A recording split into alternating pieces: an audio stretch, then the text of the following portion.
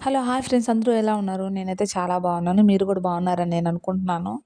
మా ఇంటి దగ్గర ఉన్న వంగ చెట్లు వాటి రకాలు మీకు ఈరోజు చూపిద్దాం అనుకుంటున్నాను. ఇది ఒక రకం అండి. ఇదైతే కాపు చాలా బాగా వస్తది. ఇది 1 ఇయర్ చెట్టు. వీటికి మేమేం పురుగు మందులు అవి ఏం కొట్టమండి. బాగా ఆర్గానిక్‌గానే పండించినేటివి. ఇట్లో ఒకటి పండునింది. విత్తనాలకు ఉంటాయి కదా అని చెప్పి దాన్ని కోద్దామని వచ్చాను. ఇదిగో కోసిన తర్వాత ఇలా కోసాను. ఇది ఇప్పుడు ఎండబెడతానన్నమాట. విత్తనాల కోసం పనికొస్తుంది కదా అని. కాయని ఇప్పుడు యెల్లోగా ఉన్నప్పుడే కొయ్యాలండి. పచ్చగా గ్రీన్‌గా ఉన్నప్పుడు అస్సలు కొయ్యకూడదు. కోసినప్పుడు ఇలాగ ఘాట్లు పెట్టుకొని ఎండబెట్టుకోవాలండి. వంకాయగాని పెడితే అది కుళ్ళిపోతుంది.